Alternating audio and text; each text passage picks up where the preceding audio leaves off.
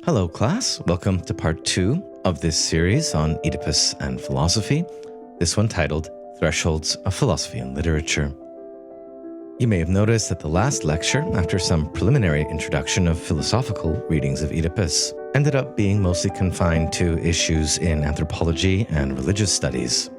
The encounter of Oedipus and the Sphinx provided us with an opportunity to think about the background in Greek religion of this mythic material and the way that Sophocles deploys it in his play. In this lecture, we'll be looking more intensively into the philosophical, both ancient philosophy and modern philosophy. So whereas the first lecture was more on thresholds of religion and literature, this lecture will be more on philosophical thresholds in relationship to both the birth of literature and the separation of philosophy from religion and myth. For Goux, the intellectual profanation of Oedipus participates in the cultural context of the very Greek invention of philosophical subjectivity in the 5th to 4th century BCE. The adventure of Oedipus inaugurates the era of the hero whose identity is not defined by a tradition and a transmission, a hero with whom a new mode of subjectivity emerges. Goux is now going to turn about at the midpoint of his book to the way in which the posture of Oedipus is that of the modern subject. A subject who evolves gradually from the sophist Protagoras and his man is the measure doctrine, all the way to Descartes and Nietzsche. Why exactly is Oedipus an invention of modern, even philosophic subjectivity? Oedipus's insatiable, insane quest for the truth at any cost, while it may resemble a philosophical attitude, is clearly insufficient for this grand role that Oedipus is to play as a figure. If this claim is to hold, his crimes of matricide and incest must also be read as philosophic symbols. Making Oedipus the prototype of the philosopher must involve a kind of meta-mythical transposition of his functional crimes, incestuous desire and patricide. Oedipus is a motherfucking father killer, and how on earth is that related to the genealogy of philosophical subjectivity, we might ask? Goux here underlines how Oedipus's incestuous desire for the mother and patricide in fact result in two complementary tendencies that pervade the philosophical impulse in its most modern form. Desire for the mother maps onto the modern subject who constitutes itself as the one who possesses nature, matter, the earth. Indeed, the autodidactic and individualistic tendency that characterizes philosophical thought shows up in the history of Western philosophical subjectivity as a liberation of the sons from the authority of the father and the fathers. Liberating the son over and against the dead father, while at the same time possessing and controlling the earth, nature, is what the ancient mythic figure of Oedipus shares with the historical story of Western philosophy. For Goux, within philosophy, instead of being activated, the tendencies towards parricide and maternal incest in fact survive, deferred and transposed. This is, we could say, a bit of psychoanalysis of philosophy. Most all commentators agree that Sophocles here remains faithful to a sacerdotal vision of the truth. In the tragedy, it is Tiresias whose position proves to be right in the end. For what greater sin of sacrilege could there be than the profanation of an initiatory mystery? What greater sin of violence could there be than killing one's own father? And what greater sexual sin could there be than incest with one's own mother? The crimes of Oedipus are, according to Goux, the crimes of the philosopher and of the tradition of Western philosophy. And so Goux breaks down the contrast of Tiresias and Oedipus as so. Tiresias serves Apollo, while Oedipus merely compares himself to Apollo. Tiresias is blind with the second sight that constitutes his strength, whereas Oedipus sees with the eyes of individual and political power. Tiresias owes his sovereignty to a first function virtue, proper religious investiture, whereas Oedipus owes his power to a first function crime and an illusion of the real riddle. Tiresias has undergone trials that made him a true initiate, whereas Oedipus has dealt deviously with the Sphinx and boasts openly of his status as a non-initiate. Renger interprets the altercation, Tiresias and Oedipus, in very similar terms. Oedipus solves riddles, Tiresias propounds them, but Oedipus falls into a frenzied rage, strikingly fast, and behaves like a typical tyrant. When Tiresias does respond that Oedipus is the land's iniquitous besmircher who has had heinous intercourse with his own kin, Oedipus flies into a paranoia that produces only conspiracy theories. He not only exiles Tiresias, but insults him as lost in the dark, a dim soothsayer who lacks Oedipus's own bright understanding. And he goes on, Tiresias would never have been able to silence that bitch, the Sphinx. Only Oedipus could stop her, strike her down with intelligence not taught by birds, with his mind, noma, or wit, head, sense, and understanding.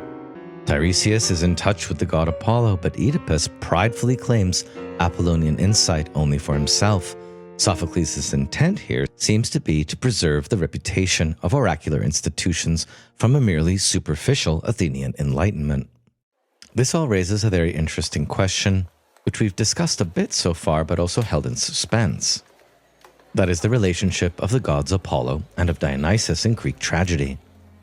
On the one hand, Greek tragedies are performed in the context of the city Dionysia, a festival consecrated to Dionysus. They have an aesthetic function of transforming traditional religious material, as well as a political function in the Athenian city-state. Perhaps they are very distant from their ostensibly Dionysian origins, but they are still, even if loosely, an act of worship and dedication to the god Dionysus, who figures prominently in the choral odes and in the cultural context in which Greek tragedies are performed. Indeed, the god Dionysus appears many times in Sophocles' Oedipus and Antigone plays, but so does the god Apollo, who is even more central to the plot of these three dramas, for it is the oracle of Apollo at Delphi, as we've shown, that most sets up the action and determines it in its tragic outcome. And it is investiture and the blessing or the curse of Apollo that is most at stake in Oedipus Tyrannus, most clearly in the dialogue of Oedipus and Tiresias, the one claiming a special ability to fulfill the will and divine the mind of Apollo, despite the fact that he's not the priest of Apollo, and the other having a genuine connection to Apollo's wisdom based on traditional initiation and religious investiture, rather than presumptuous claims to be Apollo's favorite in some way, and to be guided by a superior individualistic Apollonian insight.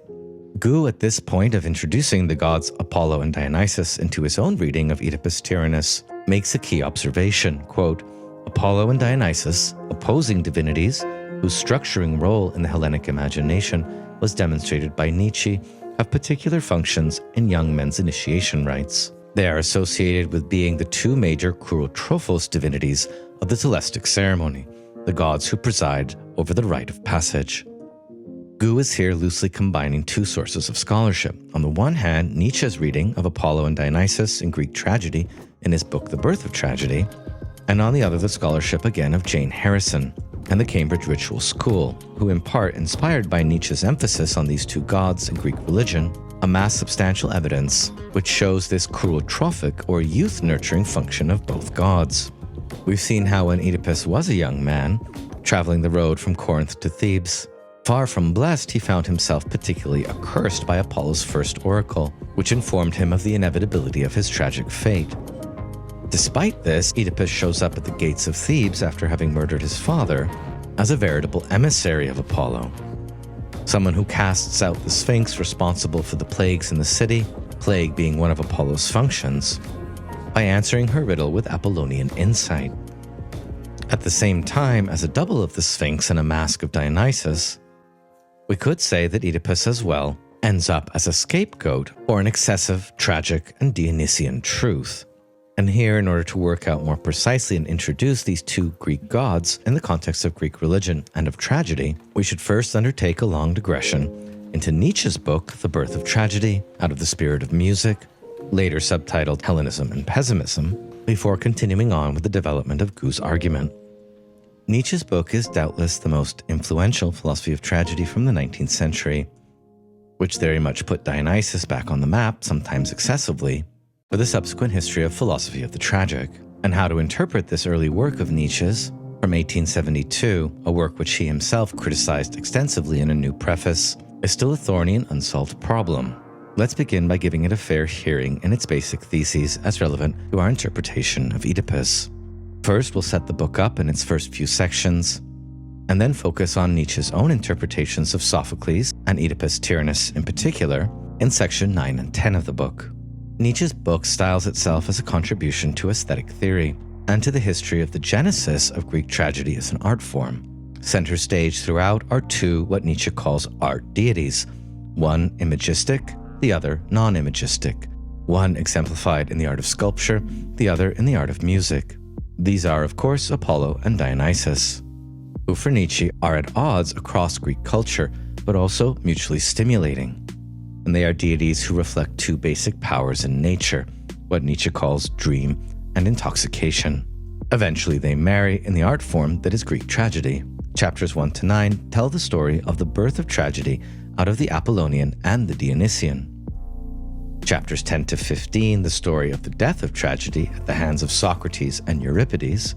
And chapters 16 to 23, the modern story of the rebirth of tragedy in Wagner's musical operas. The final chapters then reveal what Nietzsche says is the secret of tragedy as the saving power of art. So let's talk a bit about the gods Apollo and Dionysus. Apollo, as Nietzsche introduces him, is a dreaming god and a healer by appearance. He is the god of the beautiful illusion of the dream world, the inner world of fantasy. In Greek religious culture, this is related to Apollo's role at incubation sanctuaries and in ancient Greek medicine. Apollo is the father of the healing god Asclepius, and priests of Apollo might be doctors in the ancient Greek world, or iatromantes, who oversee sanctuaries where healing initiation takes place through visionary dreams. Apollo is also closely connected to the art of prophecy, that is, to the visionary as such, and he's also paradoxically known as the plague god, sending ugly catastrophes to individuals and to cities that fail to heed or respond appropriately to his prophecies, even if tragically by no fault of their own. The Apollonian reigns in heroic myth as well, whenever there is a heroic individual, for example, who triumphs over a monster. And in general, the wisdom of Apollo, typified by two maxims at Delphi, know thyself and nothing in excess, protects the fragile selfhood and becoming in radiant divine light of the youths of Apollo who undergo various types of initiation in Greek religion. Alongside the insulated, protected selfhood of Apollo, we could say, Nietzsche is deeply concerned with what happens when the flip side of Apollo, not the Uranian light of the heights, but the terror of the Dionysian depths, breaks into human experience. For the young Nietzsche, the Apollonian dreamer trusts in the frail bark of his individuation process and keeps dreaming of the self, in its glory and light, as in Homer's heroic epics. But the one who perceives the Dionysian truth of the pre- and the trans-individual, the truth not as measure, but the truth as excess, is seized with a tremendous terror, and so erupts the Maenatic mysticism, or mysticism of the followers of the god Dionysus, who experience, quote, the terror of blissful ecstasy that wells up from the innermost nature of man, indeed, of nature, wherever the Apollonian principle of individuation suffers a collapse. There we steal a glimpse into the nature of the Dionysian, which is brought home to us intimately by the analogy of intoxication, that is boundary dissolution, as opposed to Apollo's visionary dreams. And so Nietzsche introduces the god Dionysus and the Dionysian states of art. While Apollo is a visionary dreaming god and a healer through the appearances of individuation, Dionysus is a festival god who heals when we are resubmerged in primordial unity. The Apollonian art forms, healing, prophecy, epic poetry, sculpture, are all for Nietzsche arts of beautiful dreaming, whereas the Dionysian art forms are associated with a frenzied intoxication, or rausch, and include states like festivity, dance, ecstatic madness, and tragic theater. Subtly and way ahead of his time connecting Dionysus with drug use among the ancient Greeks, Nietzsche writes that either under the influence of narcotic drought or with the potent coming of the spring that penetrates all nature with joy, Dionysian emotions awake, and they grow in intensity until everything subjective vanishes into complete self-forgetfulness. Apollo preserves and enhances subjectivity, in other words, whereas Dionysus dissolves it. Under the charm of the Dionysian, not only is the union between man and man reaffirmed, but nature, which has become alienated, hostile, or subjugated, celebrates once more her reconciliation with her lost son, man. Freely, earth proffers her gifts, and peacefully, the beasts of prey and of the rock and the desert approach. The chariot of Dionysus is covered with flowers and garlands. Panthers and tigers walk under its yoke. Transform Beethoven's hymn to joy into a painting. Let your imagination conceive the multitudes bowing in the dust, awestruck, and then you will approach the Dionysian. Now, with the gospel of universal harmony, each one feels himself not only united, reconciled and fused with his neighbor, but as one with him, as if the veil of Maya had been torn aside and were now merely fluttering in tatters before the mysterious primordial unity. In song and dance, man expresses himself as a member of a higher community. His very gestures express enchantment. He feels himself a god. He is no longer an artist. He has become a work of art. Nowadays, it's common for thinkers like Simon Critchley in his tragedy The Greeks and Us, which we'll be turning to next week, to worry about and even dismiss such passages in the early Nietzsche as symptoms of an irrational enthusiasm, with little to no actual relevance to the cultural context of classical tragedy, more a youthful dream to be matured beyond than anything else.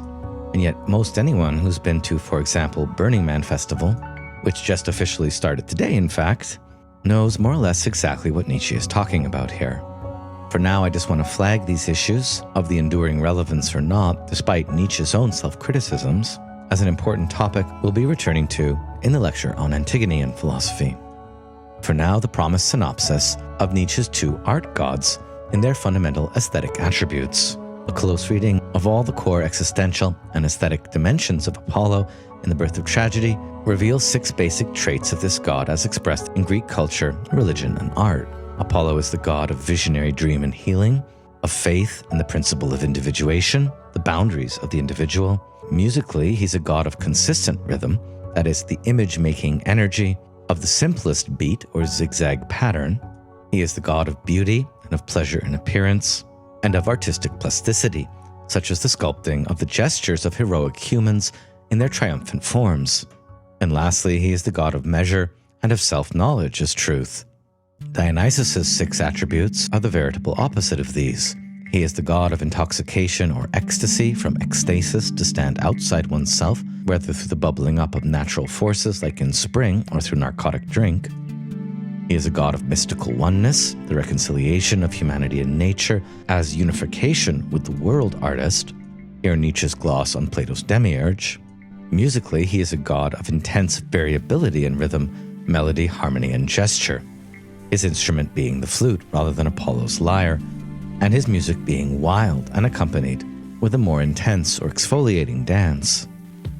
Opposed to beauty and mere pleasure in appearance, Dionysus is a god of suffering ecstasy and of creative transfiguration. Whereas Apollo immortalizes heroic narrative posture in its triumph over creatures like the Sphinx or other monsters, the Dionysian for Nietzsche celebrates excess, boundary dissolution, and the orgiastic as truth. And opposed to Apollonian measure and self-knowledge, Dionysus is a god of profound existential pathos, profundity of feeling, even for the monstrous. Nietzsche couldn't be clearer on how the Apollonian and the Dionysian are related in Sophocles. Quote, "The language of Sophocles' heroes surprises us by its Apollonian definiteness and clarity, so that we feel as if we are looking straight into the innermost ground of its being, and are somewhat astonished that the road to this ground is so short." Here, Apollonian language provides a privileged prism into the Dionysian itself, the abyss of truth that is excess. And what is so surprising is how close the Dionysian itself is to its Apollonian representation. For Nietzsche, in short, Oedipus is that Apollonian moment when knowledge confronts the Dionysian truth. And so even these passages in the early Nietzsche work against Nietzsche's own dialectical separation of Apollo and Dionysus as conflict. And he goes on, the Sophoclean hero reflects the Apollonian quality of the mask, and is the necessary result of gazing into the inner terrible depth of nature, radiant patches, as it were, to heal a gaze seared by gruesome night. Apollo is, in The Birth of Tragedy, and also in On Truth and Lies in the Extramoral Sense, a year later, less associated with the will to truth than with the value of deception. The will to truth in Nietzsche here is associated with the desire to comprehend the Dionysian depth and abyss that is chaos. Not mentioning Oedipus directly, but rather indirectly, we thus read that man rests upon the merciless, the greedy, the insatiable, the murderous, and the indifference of his ignorance, hanging in dreams, as it were, upon the back of a tiger. Clearly an image here of Apollo, the dreaming god, riding on the back of Dionysus. And this is again how Nietzsche names Oedipus 12 years later in Beyond Good and Evil. The problem of the value of truth came before us, or was it we who came before the problem? Who of us is Oedipus here? Who the Sphinx? It is a rendezvous, it seems, of questions and question marks. Oedipus comes up again in Nietzsche's 1881 book Daybreak in the aphorism Dreams and Responsibility, which seems to be based on Jocasta's words to Oedipus in Sophocles' play. Before this, in Dreams, many a man has lain with his own mother. A piece of advice from which Nietzsche's Oedipus derives a measure of comfort. You are willing to assume responsibility for everything, except, that is, for your dreams. Nothing is more your own than your dreams, and it is precisely here that you rebuff and are ashamed of yourself. And even Oedipus, the wise Oedipus, derived consolation from the thought that we cannot help what we dream. Thus Spoke Zarathustra, usually thought to be Nietzsche's most mature and certainly his most literary work, might have been called Thus Spoke Oedipus. The tightrope walker between animal and overhuman in the prologue is lame-footed. The child with the mirror in which he sees a devil seems to as well possess Oedipus's one eye too many, and the dwarf at the climax of the work is a veritable sphinx, with Zarathustra as Oedipus, its riddle solver. Going back to the birth of tragedy on Oedipus's effects, Nietzsche writes, the most suffering figure of the Greek stage, the unfortunate Oedipus, was understood by Sophocles as the noble human being who was destined for error and misery despite his wisdom, but who, in the end, through his enormous suffering, exerts on the world around him a magical, beneficent force which remains effective even after his death. Air of sovereign serenity, the German term here, Heiterkeit, pervades the whole work, which everywhere blunts the horrific presuppositions of the case. Nietzsche is here referring to Oedipus Tyrannus itself, and not yet to Oedipus at Colonus, which picks up and furthers this effect of his destiny. Many other readers have disagreed here as to the effects of the finale of Oedipus Rex. We'll return to these issues in the lecture on Oedipus at Colonus. Above all for Nietzsche, Oedipus is that Apollonian figure who gazes into the Dionysian abyss of the Sphinx's truth. Oedipus, murderer of his father, husband of his mother, Oedipus, solver of the Sphinx's riddle. What does this trinity of fateful deeds tell us? And here again, Nietzsche brings Oedipus's crimes, as well as his ostensible triumph, back to the Dionysiac metaphysics, through an ancient popular Persian fable about a wise magician who can only be born out of incest.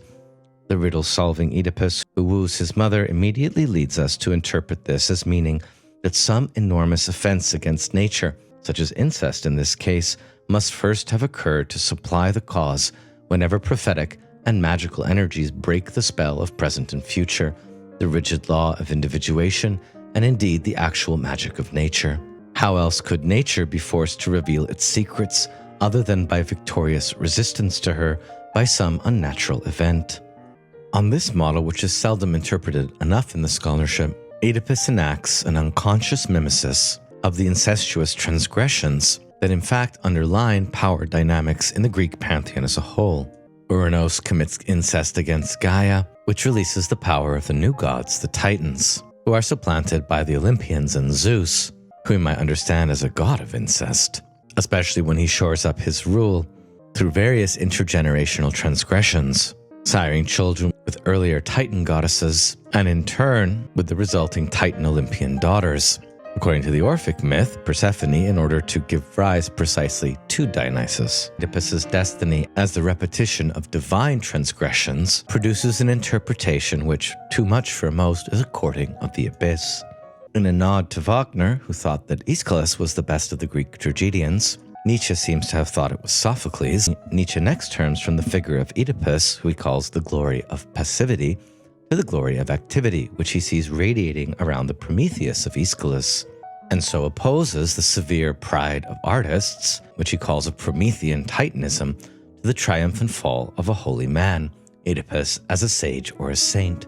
Goethe's famous Prometheus poem hovers in the background here and is cited by Nietzsche, which figures Prometheus's creation of man and his gift of fire in defiance of Olympian Zeus. Here I sit and make men in my image, a race the same as I am, in order to suffer, to cry, to delight, to enjoy, and to show you no respect, just as I do. Here the sin of the tragic hero, in this case a god, is an active sin of titanic stature. And what Prometheus seeks is individual justice, all of which seems to be the reversal of the outcome of Oedipus's trajectory, which involves his final accepting of a more passive wisdom, a submission to the divine, and an acceptance of the claims of collective justice. And here Nietzsche authorizes the rebel artist's imitation of the god Prometheus's transgression. The best and highest blessing which humanity can receive is achieved through sacrilege, and its consequences must be accepted. Sacrilege, Prometheus's crime here, is configured by Nietzsche as male, whereas sin, Oedipus's crime, as female. And in some of the most chauvinist, if not racist and troubling passages in The Birth of Tragedy, Nietzsche here rehearses what he calls Aryan myth of the hero versus the Semitic myth of the fall. Oedipus, deriving from the house of Cadmus, being more related to the biblical myth of the fall. We can't get into these complex issues here, but in any case, Nietzsche's Prometheus and Oedipus both are masks of the god Dionysus and of Apollo. Lacoue-Labarthe will eventually claim that Nietzsche was in the end unable to choose between Oedipus and Prometheus and tended to read them together. In the tragedies of the Athenian period, Dionysus hides behind the mask of heroic individuality, a mythic emblem of insight into the primordial unity. The destruction of the heroic individual is both terrible and promising because it releases the vision of a homecoming humanity that returns into the bosom of nature. The Homeric pantheon or Olympic magic mountain dissolves for a moment in renewed Dionysiac participation, uniting humans with the abyss of truth, but also restoring to their myths a living youthfulness. For Nietzsche, it was the tragic poet Euripides who killed this Dionysian dimension in tragedy by putting the spectator on the stage, thereby turning tragedy into psychological melodrama.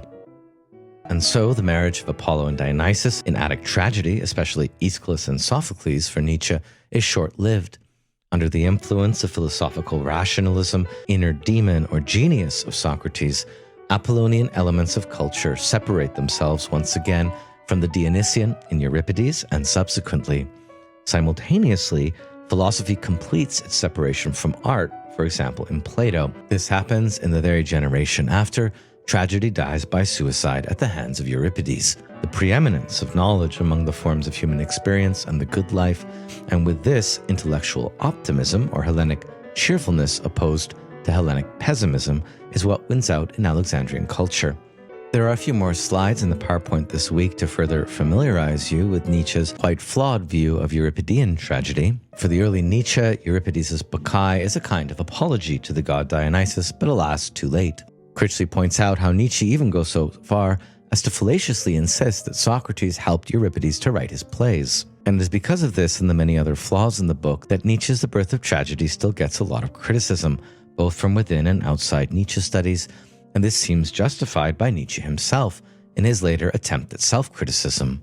Alongside the negative aspects of the book, its excessive enthusiasm, its reliance on a hodgepodge of metaphysical schemas from Kant, Hegel, and Schopenhauer, and its having several obvious errors or overblown claims, the overarching positive contribution of the book in Nietzsche's own later estimation is its discovery of the god Dionysus at the center of tragedy's philosophy.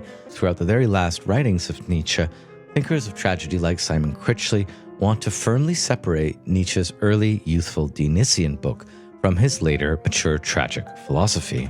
The tragic philosophy that Critchley wants to extract from Nietzsche and defend is not, however, that of Nietzsche's youthful, barely moderated Dionysian intoxication or his Wagner mania, but it's the more fully post-theological, post-metaphysical Nietzsche who more directly seeks to, quote, emancipate us from the Christian moralization at the core of truth. And accordingly, the early Nietzsche's philosophy of tragedy is called regressivist. That tragedy may or may not have emerged from the cult of Dionysus does not mean that it ought to return to an excessive Dionysian core. When we emphasize tragedy's value as a dissolution of boundaries, quote, a dissolution of the self through the intoxicating power of music, we veer dangerously into the exotic fantasy of a precognitive, pre-conscious, trance-like sacral automatism that can be ideologically identified with the desire for authenticity. And so Critchley attempts to do away with the infelicitous aspect of Nietzsche's early book, that is the doxa about the Dionysian origins of tragedy, is an authoritarian, anti-modern fantasy. Wouldn't it be wonderful if a religiously and ritualistically saturated art form legislated for society without the ceaseless disputation and dissent that are a consequence of modern rationality. Certainly, Nietzsche matures beyond the mystico-metaphysics of a primordial unity, the Ur-Eine, or pre-individual, undergoing Apollonian individuation, and he substantially revises his account of Apollo and Dionysus as art forces of nature, especially in the Twilight of the Idols and Will to Power notebooks, but Dionysian dramaturgy is still central throughout Nietzsche's project. Okay, so that being our introduction to the early Nietzsche's philosophy of tragedy, the jury is still very much out on the ultimate or central relevance of Apollo and Dionysus in particular for our interpretation of tragedy. Let's return now to how Goux treats these two gods, where we can see on the one hand the influence of Nietzsche, and on the other of the Cambridge ritual school.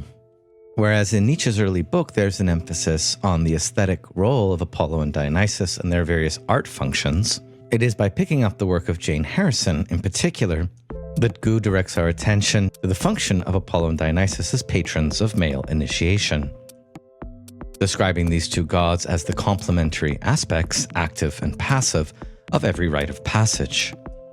Dionysus is the god who has been torn to pieces, sparagmos, but has been brought back to life and resuscitated. He has thus undergone the central negative aspect of trial of all initiation scenarios, death followed by resurrection. Apollo, in turn, has killed the female dragon, but in his own myths is obliged to purify himself by spending a prolonged period of time in the service of a mortal king. Here, Apollo reflects the active, Dionysus the passive aspect of every initiatory ordeal. This is again Apollo and Dionysus in their role as Kourotrophik divinities or nurturers of youth. And here Goux crystallizes in a sentence Oedipus's distinctive relationship to both of these gods. Oedipus at once ignores Dionysus and exasperates Apollo. His response to the Sphinx implies an emotional disengagement, a distance with respect to the sacred that excludes all Dionysiac participation, and that rests upon an Apollonian pretension. Oedipus thus purports to elude the Dionysiac ordeal and dismemberment by rivaling Apollo in the register that belongs to that god, the register of distance and clarifying light. And it is here for Goux that we approach the profound rationality of the myth, its distinctive ethical and theological teaching. Oedipus is a tragic hero who undergoes in his own person the adjustment to tragic fate that is defined by divine justice. The mainspring of all tragedies is the unfailing administration of divine justice. The tragic mechanism resides in a twofold condition. One, the transcendental, as opposed to merely human or secular character of the fault or tragic flaw, and two, the unknowable lapse of time before divine justice is administered. Paradoxically, the transcendental nature of the fault, in this case Oedipus's hubris in the power of his exceptional intelligence, is what may render it for a time insignificant or even invisible to human eyes. The lapse of time before solving the riddle of the Sphinx and realizing the truth, thereby plucking out his own eyes, which have been seared as in Nietzsche by the black spots of the abyss, is what orchestrates the properly tragic outcome, the misfortune that befalls the hero when he does not expect it. And thus tragic representation is constructed so as to open the eyes of the shaken spectator to the hidden transcendental causality, the hieratic causality of the gods that rigorously moves destinies underneath their profane surface appearance. Recall how for Schelling, in the last lecture, Aristotle's account of Oedipus's tragic error is not quite enough to explain his tragic fate. His tragic destiny, being determined by the gods, is ultimately a product of necessity.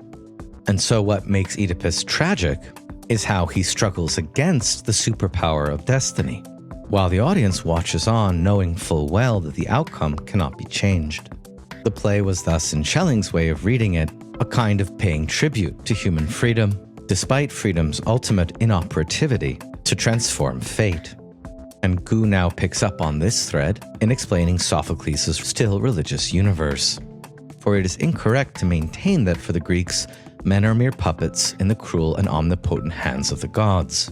As the tragic destiny works itself out, Nemesis and the goddess Justice, Dike, inevitably re-establish a general equilibrium between human and divine destiny, that results from a transcendental coordination guaranteed by Zeus, the law.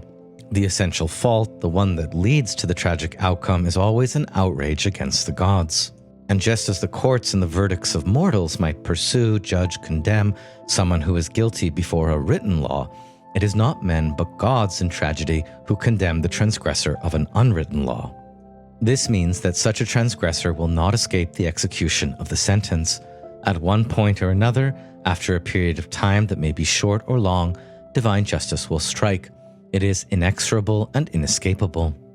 And Oedipus's crime, which is not reducible, moreover, to a single one of his acts, but which forms his constitutive ethos, is his Apollonian conceit. This is what exacerbates Apollo and constitutes Oedipus's rivalry with Apollo. And so Goux points to the two major ways in which one can injure a god in the world of Greek tragedy, either neglect or rivalry. In Greek culture in general, both epic myth and tragedy, someone who acts as if he is unaware of a god's specific power, someone who is unwilling to satisfy the existential demands arising from a god's sacred jurisdiction, will trigger the god's ire. On this reading, the god that Oedipus neglects is Dionysus, as god of the telestic initiatory ordeal of death and rebirth, initiation achieved rather than avoided or elided. Conversely, someone who, knowing the particular powers of a god, claims in his immense pride to be equal or even superior to that god, will also fall victim to the god's terrible wrath. This defines Oedipus's relationship to Apollo. There are many other examples of both neglect and rivalry in Greek myth. For example, the neglect of Aphrodite, which leads to Phaedra pining over Hippolytus. Or most famously, the musical rivalry of Marsyas with Apollo, which of course results in his Dionysiac dismemberment. Although the world of Greek tragedy can often seem alienating and cruel to us, there is a kind of justice in myths that punish neglect and rivalry. Another very famous case, also highly relevant for our interpretation of Oedipus, is the character of Pentheus in Euripides' Bacchae. Pentheus is a not too distant ancestor of Oedipus, also in the house of Cadmus, with its unique relationship among the tragic families to the god Dionysus in particular. Both Pentheus and Oedipus are out of alignment with the gods they either rival or neglect. And Goux goes on to further compare the two. Pentheus, as well in an Apollonian conceit, attempts not to know Dionysus. He wants to remain ignorant of Dionysiac delirium, wants to put his trust in stable reason alone, and for his profanatory sobriety he incurs the punishment of the wrathful god of the vineyard.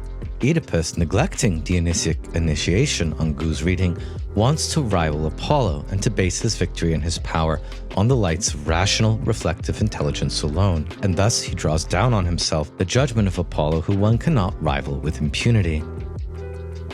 Like Oedipus, Pentheus refuses the initiation that requires obscurity, crisis, madness, and the yielding up of the soul to the incomprehensible powers of a god. And like Pentheus, Oedipus tries to escape being possessed by a god.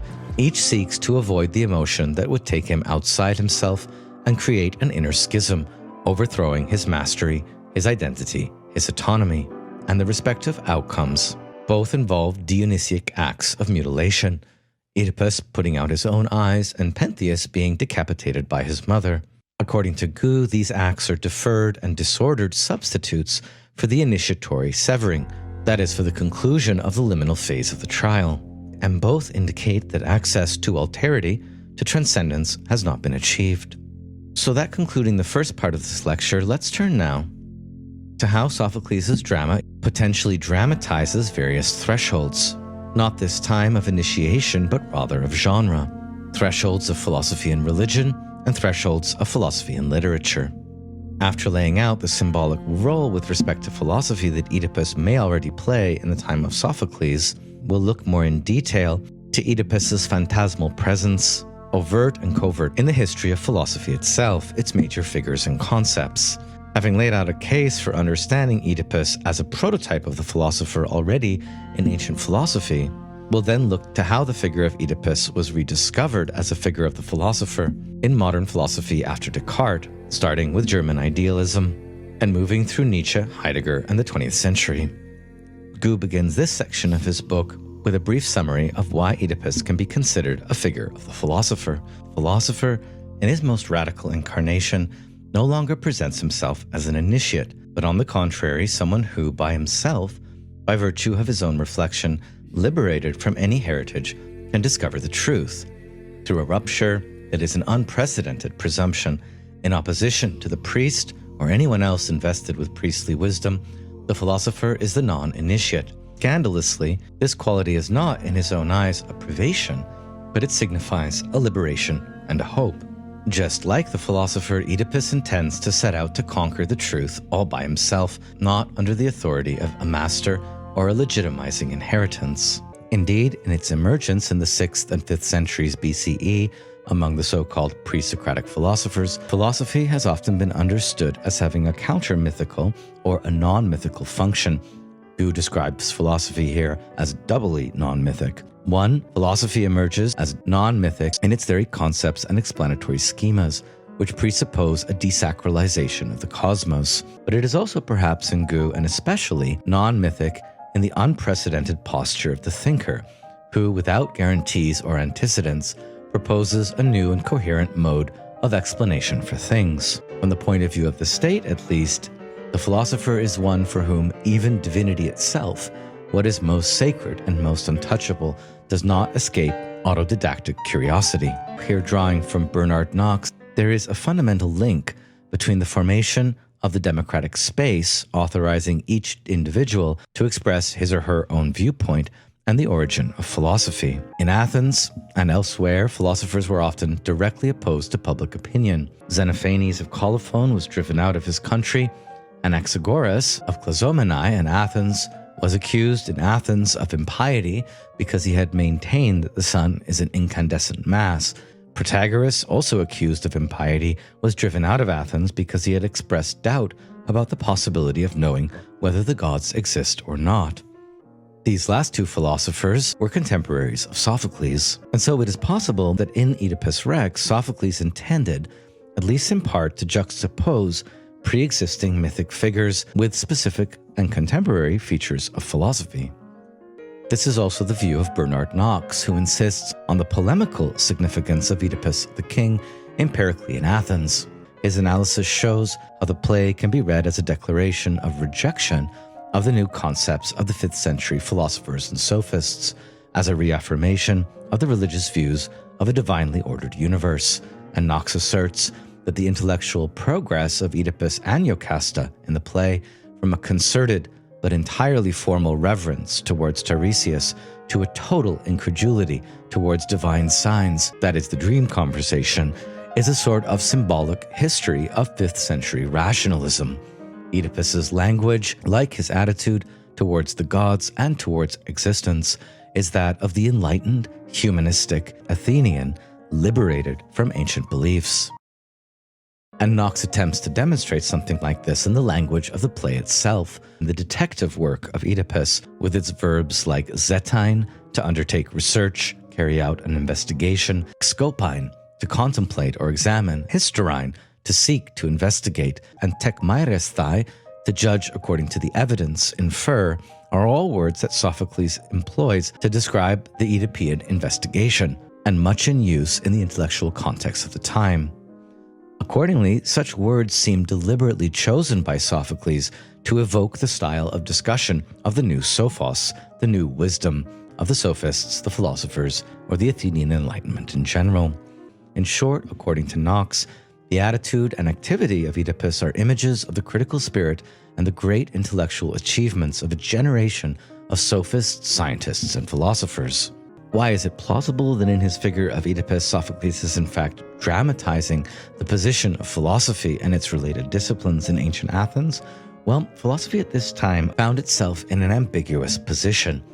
In its ultimate goals, as in certain of its procedures, it resembled the initiations of the mystery religions, but it also participated in the controversies of the marketplace, the agora. It adopted the conventions of public discussion and presented itself as direct preparation for the exercise of political power. And thus philosophy was able to draw upon a past in which wisdom was still identified with initiatory progression, but it was also prepared to transpose this traditional aspect completely to the point of unrecognizability, in order to reach a conceptual rationalism that excluded the symbolist dimension. In place of mysterious wisdom that entails a long internal progression, allowing aspirants to achieve, through an ordered series of trials, a vision of truth inaccessible to ordinary mortals, there appeared another form of wisdom, one exercised and dispensed in the public square, in the assembly and in the marketplace, in lucid discussions among equal interlocutors, in free dialogue in which each participant in turn could contribute his point of view and defend it.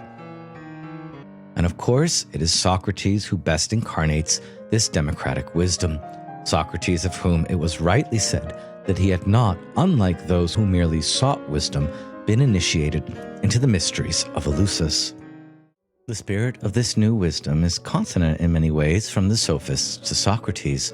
Protagoras of Abdera had said, "Man is the measure of all things that they are, and of things that are not, that they are not," a gesture that Goux will call anthropocentering, and which corresponds, at least in some respects, to the otherwise pious Socrates, always privileging his own inner conscience or divine sign over and against any external authority.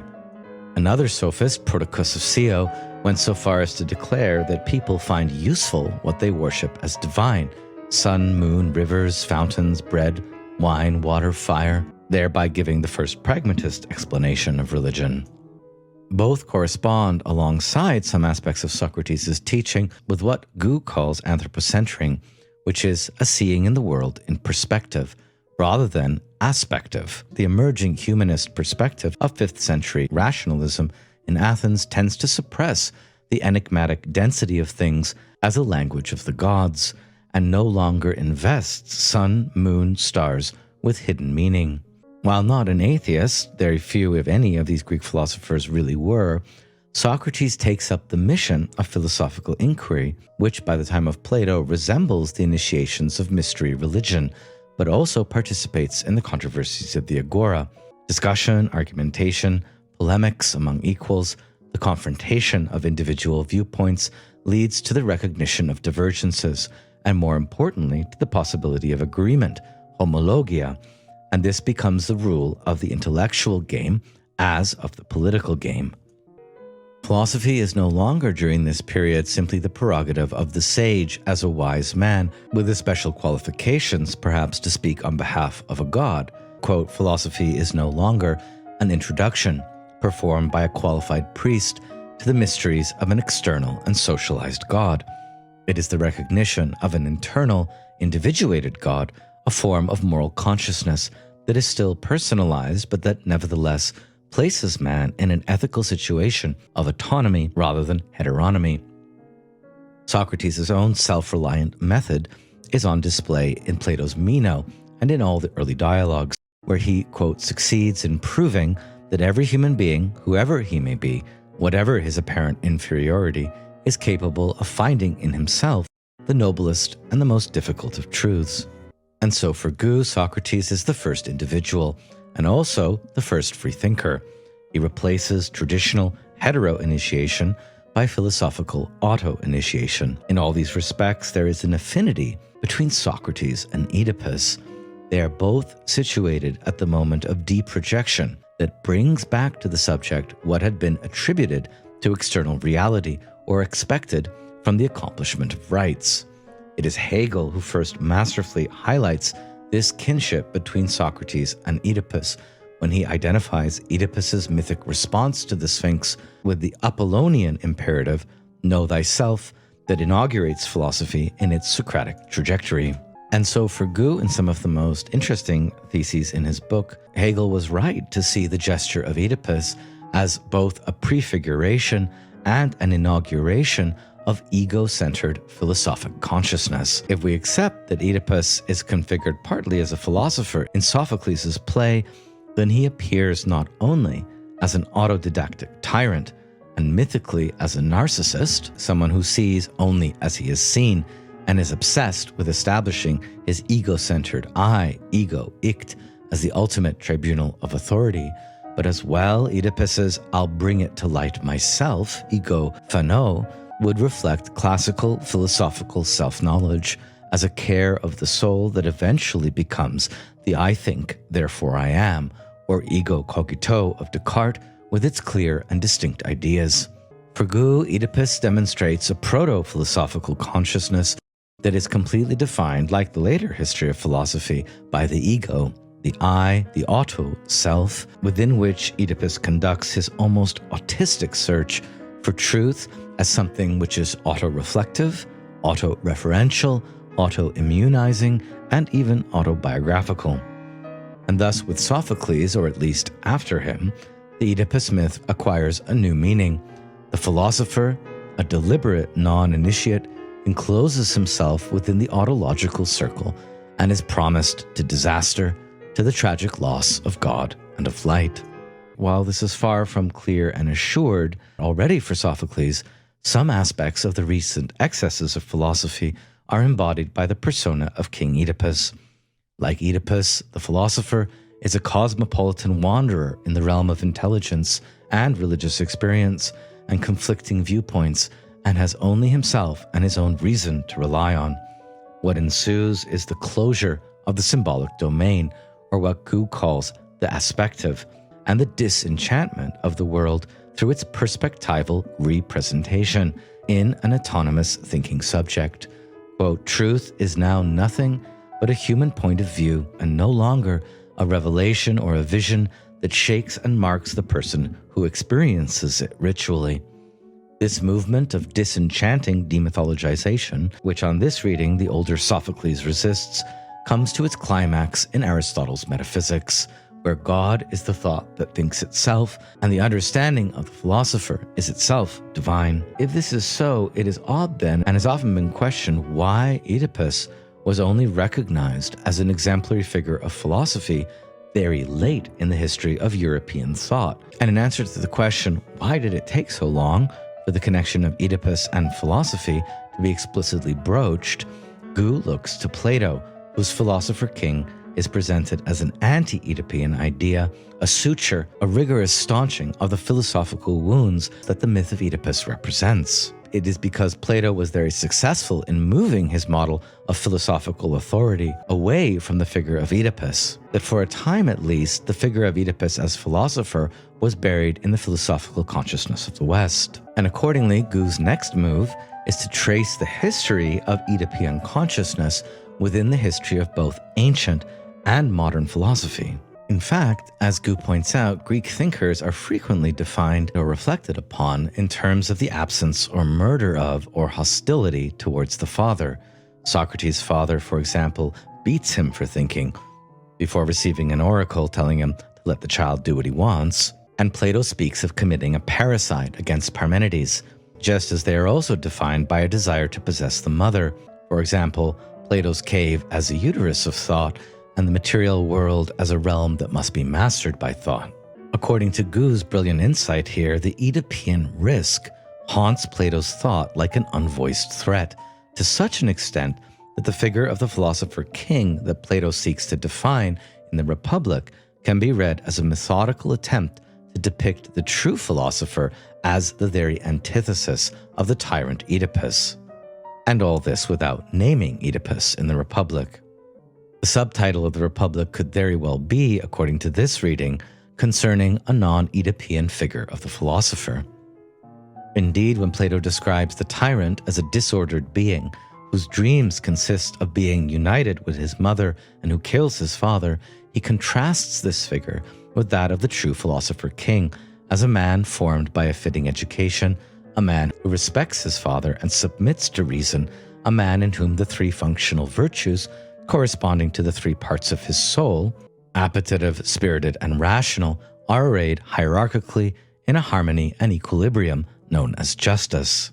In this way, Plato reinstates the Indo-European trifunctional hierarchy after Socrates. Plato uses the very same terms to define the bad king. And more than this, he seeks to define the true king, the philosopher-king, in terms of regular royal investiture in a transposed and renewed version.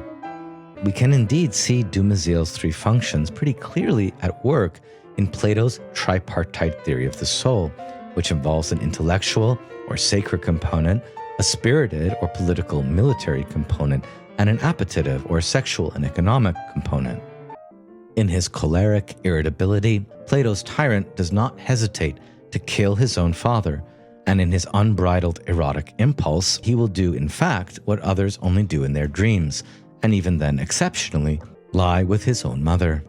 In short, the crimes of the paradigmatic tyrant are the crimes of Oedipus, or conversely, Oedipus's crimes are those of the paradigmatic tyrant. Despite attempting to overcome the Oedipean corruption of the soul in the tyrant, Plato's image of the soul remains monstrous. The psyche resembles one of those natures that the ancient fables tell of, as that of a chimera or scula or Cerberus, and the numerous other examples that are told of many forms grown together into one. The well-ordered soul is the soul that transcends the Oedipean configuration, and that faces the monstrous contradictions between its appetitive, its spirited, and its rational parts. Here, the many-headed or polycephalic beast is the part of the soul that is the seat of sensual desires, multiple and unlimited. This is the concupiscent element. The lion, however, is the irascible component, the fierce and audacious part that never ceases to aspire to domination and victory, whereas the man, the head, signifies the wise and the rational element of the soul, the one that derives pleasure only from the knowledge of truth. By seeing the inner man, the true human soul, as cast in the image of a monster, in Plato, the triple monster has been internalized. And so Plato, alone among the ancient philosophers, is able to fully disavow Oedipus in the name of a flawless philosophy. The dangerous similarities between the Philosopher-King and Oedipus must have worried Plato, and it must have been in order to lessen the risk that he anchored his arguments so firmly in tradition. Plato's philosophy can thus be understood as a compromise reaction, a grandiose attempt to moderate and measure the break with the past, to reinscribe its fruits by a new twist within the tradition that it rends and transcends. These parts of Goux' interpretation, I think, can be rigorously confirmed by a close reading of the text. In Book 9 of the Republic, Plato claims that the tyrannical man evolves from the democratic one and is the most unhappy of all psychic types. The bestial, savage element in the soul must be controlled, or it will usurp the honor and reason-loving parts of the soul. Quote from Plato, "It will not shrink even from trying to have sex with a mother or anyone else, man, god, or beast." Important for Plato here, for the care of the soul and its good order, is good sleep and dreams, which soothe the spirited element before bed, so then our dreams are the least lawless, which we could read here as a rebuff to Jocastus' suggestions. Indeed, just as some commentators have wondered whether Oedipus is drunk in his opening altercations with Tiresias and Creon, the drunk in Plato's Republic is similar to the tyrant and acts out of the tyranny of the passions in a kind of madness, the mania that befalls certain houses in the tragic universe, and which is in need of purification, is relatively the least interesting form of God-given madness described in the typology of divine madnesses in Plato's Phaedrus. And in earlier parts of the Republic, which we won't go into here, Plato was resolutely against tragic theater as a whole and the entire tragic mythos from Homer to the tragic playwrights, because he saw them all as encouraging Dionysian intoxication, which is a passionate disordering of harmony in the soul. To a certain extent, the Platonic pedagogy, an image of the soul we find in Plato, is an attempt to heal the rift between logos, rational explanation, and mythos, traditional explanation, and its initiatory system, to harmonize the heterogeneous elements of the soul under the dominion of the human element, is the very Platonic objective that is assigned to pedagogy, initiation, and even philosophy. What Goux does not explore in these parts of his books, which he might have, as it would have helped his argument concerning the role of Apollo and Dionysus in the Oedipus myth and Sophocles' text, is how the gods Apollo and Dionysus as well figure frequently in the Platonic pedagogy. For it is in Plato that Apollo and Dionysus also emerge as preeminent gods of the philosophical quest, and the Socratic imperatives, know thyself, as well as the doctrine that philosophy is but the preparation for a final initiatory death, we find pretty clearly at the core of Plato's description of Socrates as a philosopher. According to Nietzsche, it is after Socrates that the Apollonian element of philosophy significantly breaks free from its Dionysiac ground in Greek culture. But this does not stop Dionysus from being a significant god in Plato's thought as well. He shows up alongside mantic, tragic, and erotic mania as Bacchic mania, Dionysus as the god of poetry, of poetic inspiration.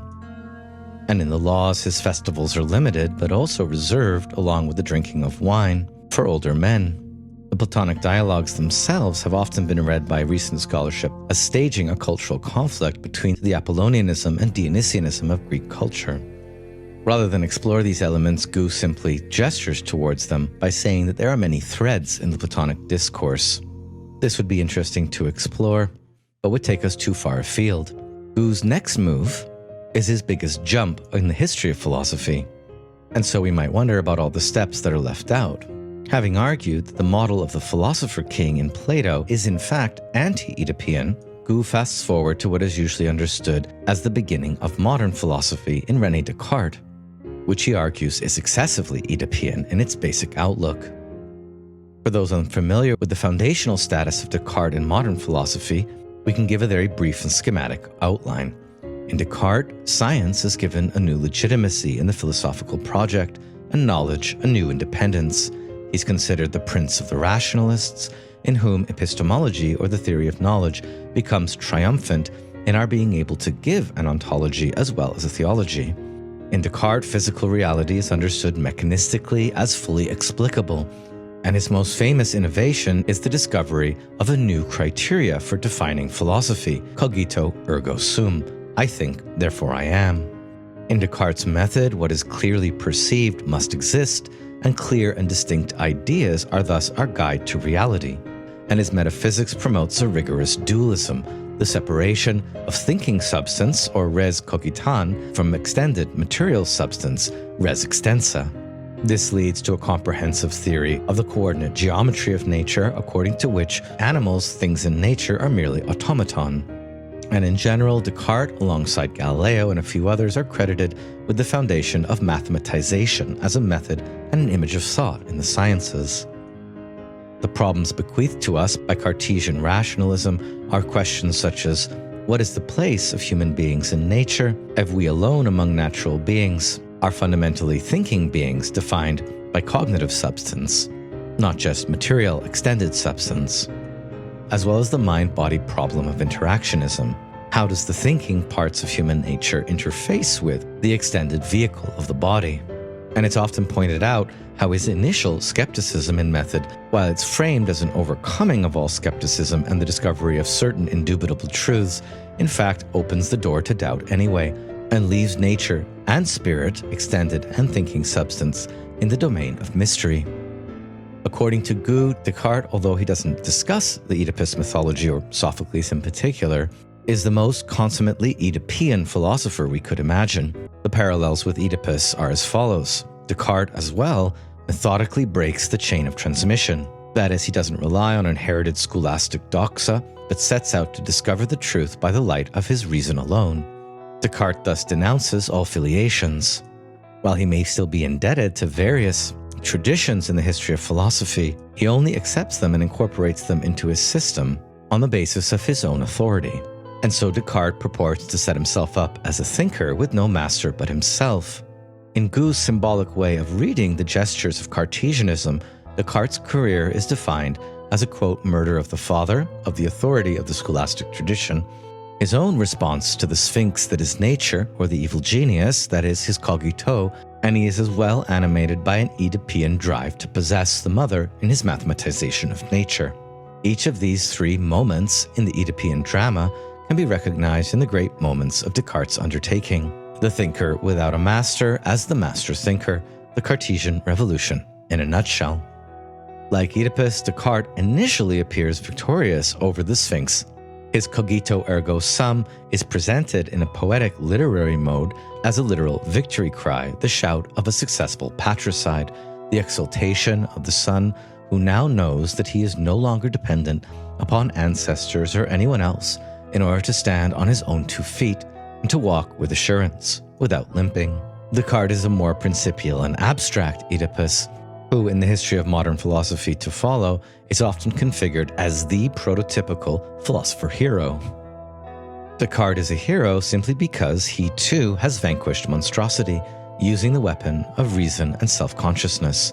He eliminates the profuse swarm of obscure and indistinct ideas, the cogito being his response to that sphinx. The mystery of nature in Descartes is undone by reflective self-evidence. The I think, therefore I am, as the criteria which liberates us from skepticism and proves that some aspect of reality is knowable, is the very gesture that strikes down the sphinx or the mystery of nature so that she ceases to haunt thought. Goux thus reads Descartes' philosophy as the moment of the deep projection of myth fully accomplished. The subject taken as point of departure is radically opposed to the object. The subject-object dichotomy is reinvented and reinscribed, and a rational, monocentered perspective is achieved on an ontological level. Oedipus had deprojected merely the Sphinx. Descartes deprojects mental phantasms in general. He enacts his gesture within a systematized methodology and mechanism of pure ego-centering. And this son of philosophy, after setting aside the heritage of his forefathers, after decisively disavowing his patrimony and his tradition, has freed himself for an unprecedented conquest, an exorbitant dominion, possession of Mother Nature. And this human dominion over nature Descartes accomplishes in two deceptively simple claims. One, thought cannot be obscure and indistinct, and two, matter is mathematizable by thought. With these two orientations, Descartes' thought is imbued with a limitless hope that it might pierce the secret of the most intimate laws and penetrate all mysteries, in short, making of the philosopher a master and a possessor of nature for the first time. Goux' reading of Descartes here is interesting, but very much a caricature. And for students who have some background in Descartes or are interested in focusing on this, I would recommend Andrea Gadbury's book, Cartesian Poetics, The Art of Thinking, which more precisely explores Descartes' literary style and deployment of metaphor and literary technique from various sources in the Western canon. In Goux' next stop in the modern history of philosophy, the posture of Oedipus is overt and explicit rather than implicit like in Descartes. Descartes, as well as Renaissance thought, paved the way for a philosophical picture of the world in which man is finally at the center. But it is Georg Wilhelm Friedrich Hegel who makes the mythic episode of Oedipus the primitive scene of philosophy as such. In Hegel's writing, the explicit reference to Oedipus is brief, but its strategic importance is considerable. Hegel's Oedipus is one who ensures a passage and who makes history turn from one spiritual moment to another. What Hegel's Oedipus inaugurates is a movement from symbolist subjectivity to philosophical subjectivity, or from consciousness to self-consciousness. Rather than being merely an implicit symbol of the cogito, the I think, or the dimension of human rationality, Hegel's Sphinx, originating in Egypt but transforming in Greece, is a mixture of animality and humanity. And by answering man, Hegel's Oedipus suppresses that mixture and dissolves the monstrosity. In this way, the Sphinx becomes for Hegel, as we saw in the last lecture, the symbol of symbolism, that is, of an unconscious symbolism, an enigma in itself, which marks the radical incongruence of signifying materiality and the human mind. To understand these passages in Goux, we need a brief review of the basics of Hegel's philosophy. First, throughout his writings, Hegel defends Kant's dualism of the thing in itself, noumena, and thing for itself, phenomena, but he thinks we can know beings in themselves. This happens when philosophy carefully works out concepts, notions, or begriffs in Descartes, the clear and distinct ideas of the understanding. Hegel consistently disagrees that human understanding is limited in the precise ways that Kant proposed, and we'll have to return to Kant here at the end of the lecture since Goux doesn't take him up. In Hegel, human knowledge, the wisdom of Oedipus, develops progressively towards infinite certainty. There is always an antithesis and thus a dialectical progression, and this movement towards certainty occurs in all the disciplines of philosophy, ontology, logic, aesthetics, ethics, and the philosophy of religion. Most basically, Hegel's philosophy is divided into three main subjects. First, logic, which is the pure logic, the thoughts of the absolute, the thoughts of God, before determinate creation. Nature is the next great domain of Hegelian speculation, And here, natural science seeks to understand the absolute as force and as law, that is, as causal determination. The third domain of Hegel's philosophy is the philosophy of spirit, and here something like psychology seeks to understand the absolute as self-consciousness or subjective spirit. Hegel's philosophy, of course, would require a long and independent study here, but for our purposes we can note how Hegel's single request in the introduction to his philosophy of history sounds a note which is decisively Oedipean in Goux' sense. Hegel asks all his students, quote, that you bring with you, above all, a trust in science and a trust in yourself. The love of truth, faith in the power of spirit, is the first condition for philosophy. Man, because he is spirit, may and should deem himself worthy of the highest. He cannot think too highly of the greatness and power of his spirit, and with this faith, nothing will be so difficult and hard that it will not reveal itself to him. The essence of the universe, at first hidden and concealed, has no power to offer resistance to the courageous seeker after knowledge. It must open itself before the seeker, set its riches and its depths before his eyes to give him pleasure. Here, the essence of the human being is to philosophize and even to tame his double's gaze. For students who are interested in starting with Hegel, I do not recommend the Phenomenology of Spirit for a beginning, but rather this book on the left here, which anthologizes Hegel's own major introductions to the various parts of his philosophy. Goux calls the re-emergence of the figure of Oedipus as philosopher the decisive Hegelian moment, when thought fully embraces itself and shatters the symbolist and mythic form that had dominated the free expression of the spirit. The symbol, unlike the concept, is an inadequate expression of thought. Here, Oedipus's response to the Sphinx is the advent of philosophy itself, its beginning, its inauguration.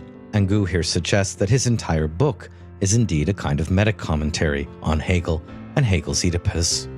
Although we'll be returning to Lacoue-Labarthe's more original theses in his article Oedipus as Figure, also assigned this week, we can pursue an aside here on Lacoue-Labarthe's treatment on the reasons for the return of the figure of Oedipus as a philosopher.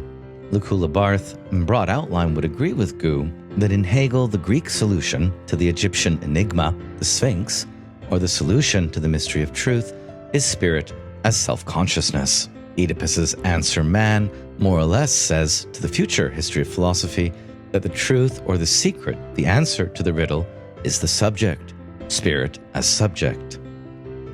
But Lacoue-Labarthe is a bit more helpful here in pointing out that Hegel qualifies his praise of Oedipus with some serious reservations. Good philosopher that he is, he not only remains discreet about the Oedipal scandal, the parricide, and especially the incest. We'll see Hegel being discreet once again in his emphasis on pure brother-sister love in the Antigone, but Hegel also registers a disturbed ambivalence about Oedipus's abominations, suggesting he is a figure who remains in darkness.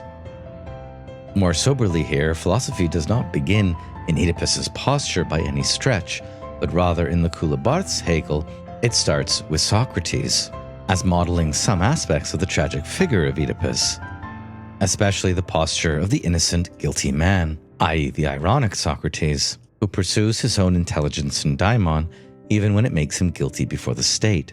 In making Socrates the hero of philosophical representation, Plato indeed borrows from the dialogical form of Greek tragedy, even as he subverts and transforms that form. And here Socrates becomes the truth of Oedipus, at least of Oedipus's bright side, under the sign of self-consciousness. And so in broad outline, like Goux, Lacoue-Labarthe looks to the trajectory of Western philosophy, starting with Socrates, marked by Kant, undertreated in Goux, and beginning the phase of its end and exhaustion in German idealism and Hegel. Nietzsche, in no longer recognizing philosophy in Socrates, but rather a kind of decadence characteristic of the Oedipean posture, seeks again to wear the symbolic mask of myth and the god Dionysus. All this for Lacoue-Labarthe was a prolonged liminality, a threshold in modern philosophy, wherein philosophy was attempting in futility to integrate the crises imposed on it by Kant's critique of metaphysics. After Kant's critical project, philosophy simply didn't know what it was anymore, in any straightforward sense. or whether it could complete its own projects independently of religion or of literature. No longer after Kant could philosophy proceed with the self-confidence that had characterized its Oedipus posture, from Socrates and Plato and Aristotle, down through Greek rationalism and Christian thought and modern philosophy to Kant. Kant's verdict, which separated the philosopher from ultimate claims to metaphysical truth, from any final solution to the problems of human freedom, God and immortality, and all the antinomies of reason. This critical stricture was final, despite Hegel's or Schelling's attempted grand syntheses, in the name of Oedipus. And so for Lacoue-Labarthe, Oedipus appears at a truly tragic moment, the moment of philosophy's tragedy, where the very destiny of philosophy or metaphysics, to be more accurate, is at stake. And as in the myth, Oedipus appears again on the stage of philosophy to try to resolve a crisis, like a pharmakos or scapegoat, with all the ambivalence that surrounds that ritual character.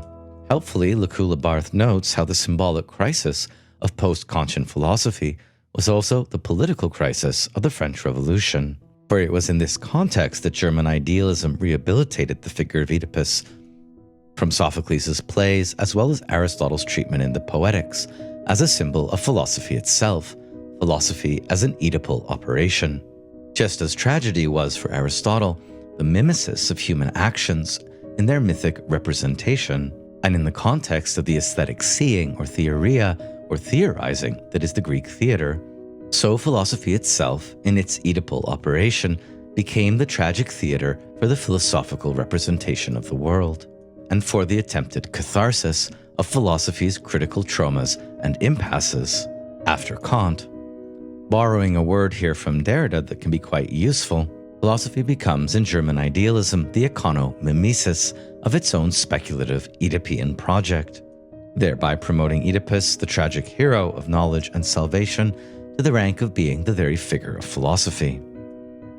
And here it is not at all surprising that for the young Nietzsche, the insistent recall of the Oedipal motif went hand in hand with the definition of philosophy as the doctor of culture and the political hope that tragedy would enjoy a renaissance in the modern West and in Germany.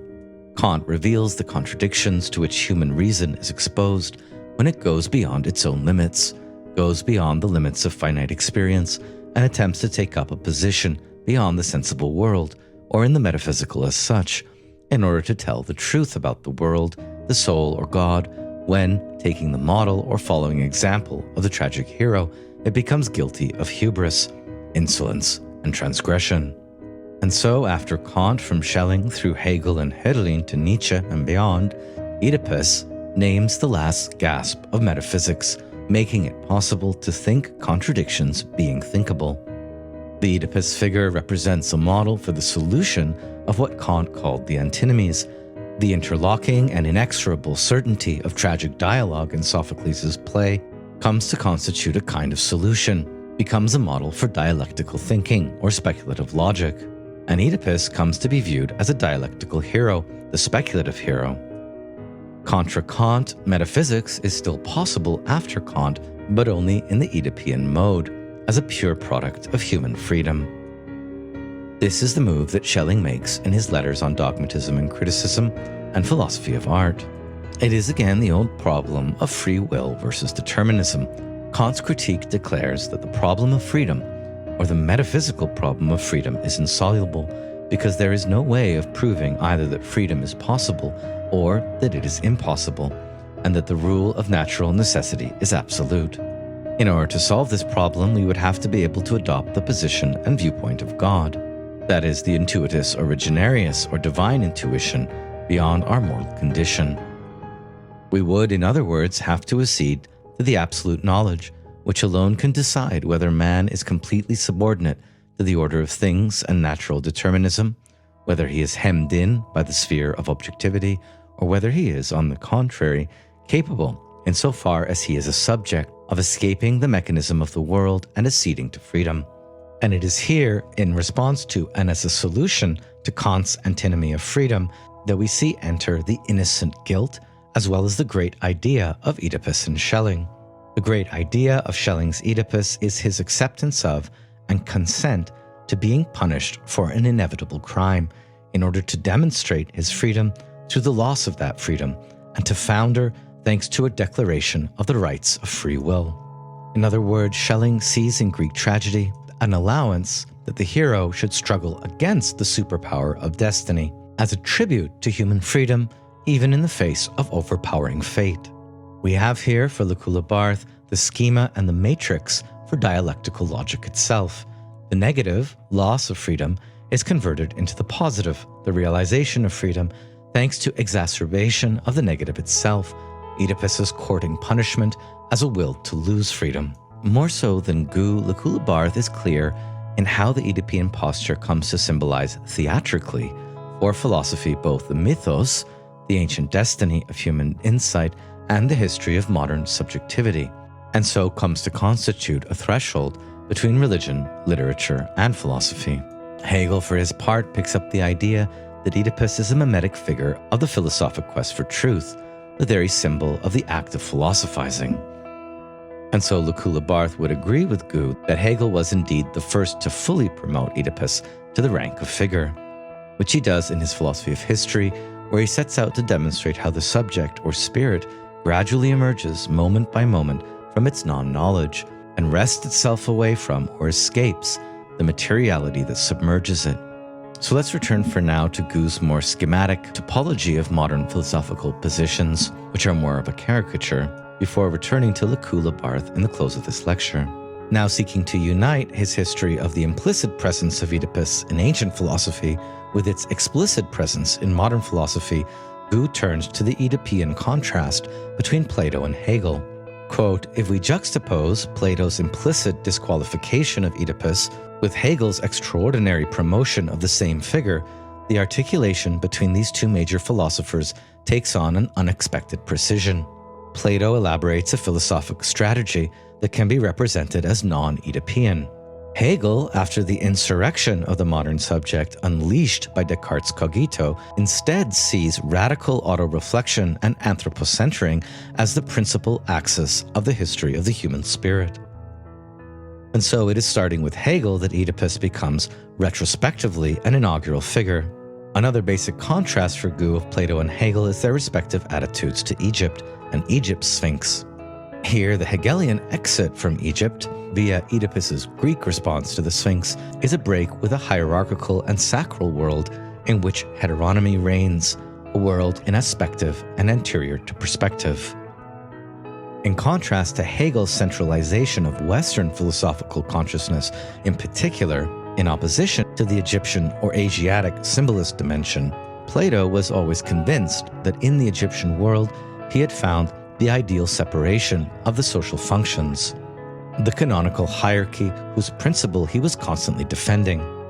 And so in the Laws, Plato explicitly valorizes Egypt as a culture immutable, hierarchical, and hieratic against unstable democratic Greece.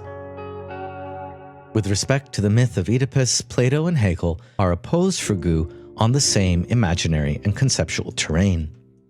Plato maintains that the soul is a triune monster, an irreducible composite of heterogeneous beings that requires a principle of authority to stay in harmony. Hegel, however, attributes to the rational and properly human element so exclusive a privilege that he can believe monstrosity has been left behind once and for all in a historic rupture. In Hegel, the humanization of the soul in its entirety, which Plato would have viewed as a dangerous mistake, becomes a historic step that leaves the symbolic and unconscious depths behind. The next philosopher in Goux's itinerary of the haunting presence of Oedipean subjectivity in modern thought is Ludwig von Feuerbach, a German philosopher best known for his book The Essence of Christianity, which provided an anthropological critique of Christianity that strongly influenced later generations of thinkers such as Darwin, Marx, Wagner, Nietzsche, and Freud. Feuerbach is most known for advocating a gentle atheism and anthropological materialism. And for Feuerbach, there is in Hegel an unacceptable residue of transcendence, of sacral mystery which must still be deprojected if the human being is to successfully introject everything that it has projected onto an external image of the divine. One of Feuerbach's oft-quoted dictums is thus that the secret of theology is anthropology, which Goux glosses as Feuerbach's version of Oedipus's answer to the Sphinx. What Feuerbach advocates for, most fundamentally, especially in his book The Essence of Religion, is that humanity must learn to withdraw all of its religious projections onto another. Feuerbach's project here is that the theological operation will learn to complete and exhaust itself in anthropology. For Feuerbach, the essence of human consciousness is to be self-owned and not projected onto anything else. And on this model, what Oedipus discovers in a prefiguration of the Feuerbachian gesture is that the gods and their mysteries are simply products of the human spirit. For Goux, Feuerbach relaunches and radicalizes this movement of deep projection that is initiated in Socratic thought. He carries it to the point of denying all divine alterity, which Socrates did not do, and thereafter to advocating man's reappropriation of those aspects of his own essence that he has alienated in the divine. And yet Feuerbach does not reach any more than Hegel did the tragic core inherent to this movement and the irreducible obscurity that it maintains. The danger of withdrawing all religious projections thus awaits and comes to a fore in Nietzsche. Goux prefaces his remarks on Nietzsche with a kind of disclaimer as to their fragmentary or even caricatural quality, which he didn't do with the previous thinkers. Goux underlines that Nietzsche's thought is complex, fragmentary, and contradictory, and we shall certainly not attempt to survey that labyrinth in a few pages. But in one of its aspects, perhaps the most insistent and certainly the most daring, it clearly extends the operation undertaken by Feuerbach. For Nietzsche too, man is enjoined to reappropriate for himself what he had transferred outside himself in the form of the gods, God, and all ideal other worlds. And this basic gesture, which of course Goux is going to read as Oedippean, we can see at work in each of Nietzsche's core basic doctrines or teachings. If God is dead, the passage to the last man must be endured so as to give birth to the overman as a replacement of traditional religion. If traditional metaphysics exhausted itself in its promotion of highest values, now what is needed is a new spiritual materialism, defined by the polarities of nature as will to power and spirit as eternal recurrence. If the uncanny guess that is nihilism knocking at the door of modernity is to be incorporated and overcome, what is needed is a return of tragic wisdom and its love of fate, amor fati. Nietzsche's project thus becomes a transvaluation of values, and even an opposition of a newly repristinated god Dionysus against all images of God on the cross, of God crucified. Epistemologically, this translates into Nietzsche's emphasis on perspectivism and perspectival interpretation as the true activity of the human spirit. In the working out of these core doctrines, the real tragedy of the human being in modernity will begin, and this tragedy will at the same time be a comedy or parody, as in Thus Spoke Zarathustra. Goux turns to the question of Nietzsche's atheism, and notes how, when his literary persona, or when his conceptual persona, Zarathustra, comes down from the mountain, enriched by a long and profound meditation, whose treasure he has decided to offer to the people of the valley, it is to teach the human, all too human origin of all magnificent fantasies that make up our sublime idea of the divine. Zarathustra, at the outset of the work, is disabused and has ceased to be a visionary of the beyond. Thus I too once cast my delusion beyond man, like all the afterworldly, beyond mad indeed. Alas, my brothers, this God whom I created was man-made and madness, like all the gods. Man he was, and only a poor specimen of man and of ego. Out of my own ashes and fire, this ghost came to me, and verily, it did not come to me from beyond. Here and throughout Nietzsche, man is at the center, and must face the fact that all his projections of the divine merely reflect his wrestling with his own highest values. Goux defines the danger of Nietzsche's position here as that of a too extreme humanism. For in Nietzsche, it is the ego that creates, that desires, that gives the measure and the value of things. As Zarathustra says, the belly of being does not speak to humans at all, except as humans. According to this movement of thought, once the beyond is demystified, once the gods are dead, man becomes free to be the sole creator, and it is man enlarged beyond all measure who determines supreme values. As Zarathustra proclaims, dead are all the gods, now we will that the overman live. At some great midday, let this be our ultimate will. Goux thus finds in Nietzsche's extreme humanism a particularly compelling restatement of Oedipus's 3 crimes. Now, parricide has become the teaching that God is dead, and a veritable eviction of the father from the image of thought. Nietzsche's advent of the Superman idea, in turn constituting an absolute promotion of the son, the man, the ego. And Nietzsche's prophecy that the human being has now and will continue to be in a position of planetary dominion constitutes nothing less than the total domination of the earth, which in Nietzsche's case is a very Faustian possession of the mother. And so, much like Heidegger, Goux sees in Feuerbach and Nietzsche 2 related images of Oedipus as philosopher, with the attending dangers of a loss of any trace of the divine. Goux now adds the name of Marx to his list of archetypal Oedipean philosophers who disenchant modernity. Feuerbach is Oedipean in his emphasis on perceptible reality, Marx in his emphasis on the material base, and Nietzsche in his emphasis on the meaning of the earth. All reversed Platonism by privileging the here and now over the beyond and the transcendent. In fact, the atheist core of all 3 of these philosophies is for Goux Oedipean. Quote, that the death of God, atheism, should result in the advent of man, is a decisive transition also espoused by the young Marx in the following terms. Atheism is a negation of God and postulates the existence of man through this negation. Nietzsche says the same, and each time this atheist insurrection of man leads to the same project, taking possession of the terrestrial sphere. In all these avatars of disenchantment and re-enchantment, at some point, a premature triumph of materialism over idealism is declared.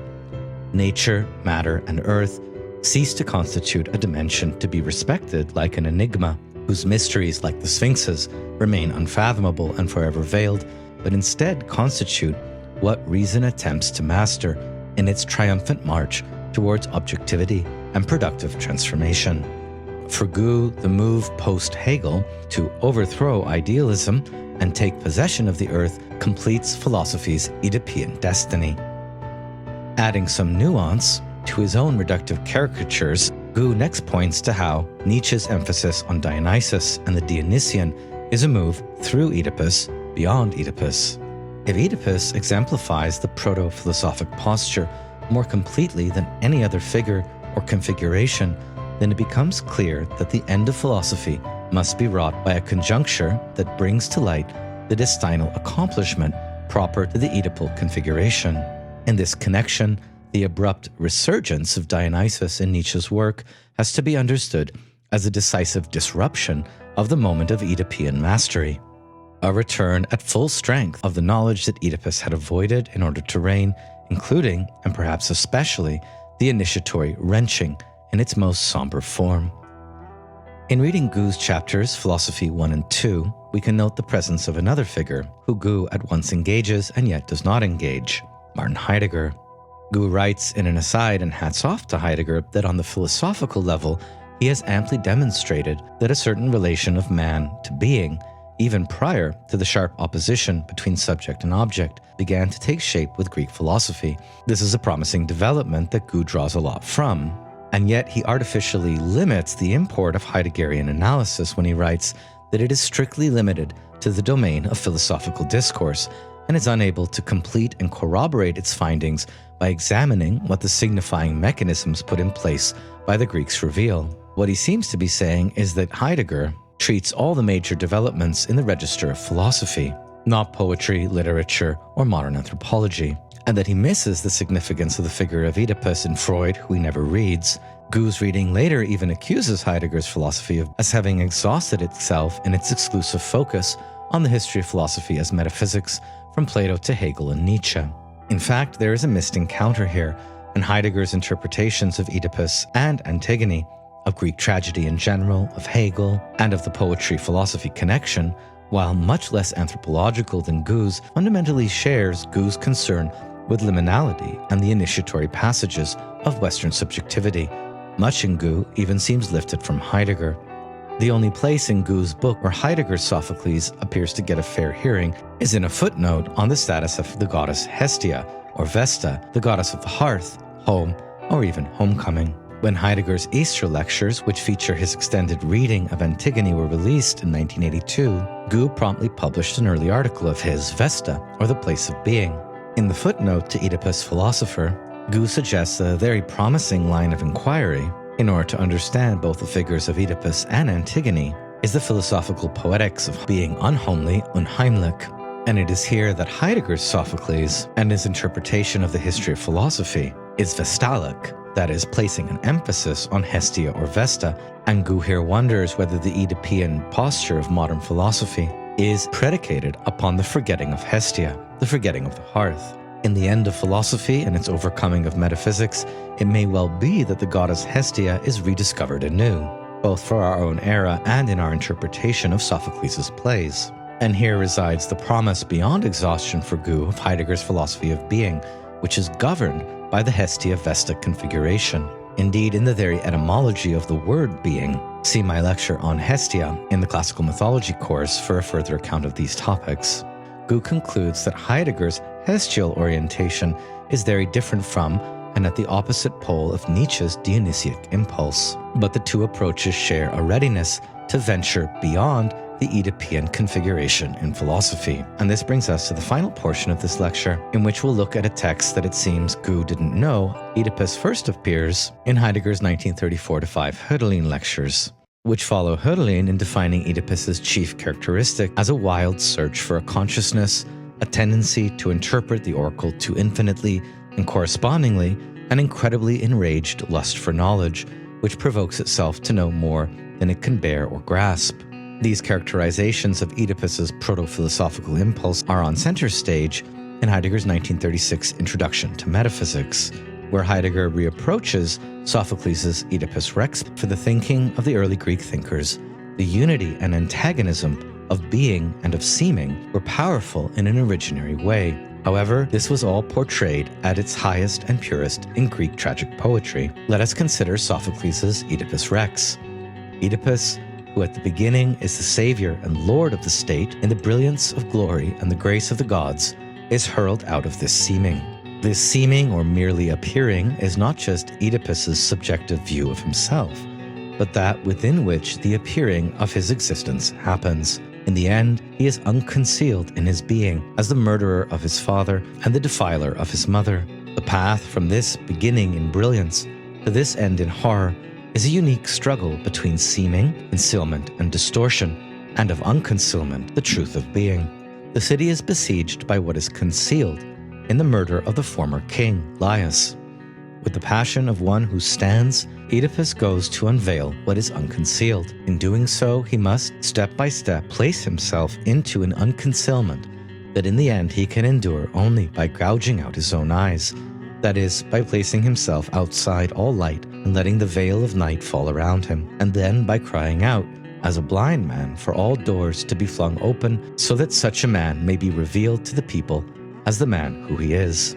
Heidegger avers that we should not see Oedipus only as the human being who meets his downfall. In Oedipus, we must grasp that form of Greek existence, Dasein, in which this existence's most fundamental passion ventures into what is wildest and most far-flung, the passion for the unveiling of being, that is, the struggle over being itself. At stake is the will of Oedipus in his quest for authentic being. As he himself says, "Thus will I not go, without seeking out wholly what I am." And it is, of course, for Heidegger in Hölderlin that we see this recognition clearly expressed in his late prose poem, In Lovely Blueness. If a man look into a mirror and see his image therein, as if painted, it is his likeness. Man's image has eyes, but the moon has light. King Oedipus may have an eye too many. Heidegger comments, "This eye too many is the fundamental condition of all great questioning and knowing, as well as their sole metaphysical ground.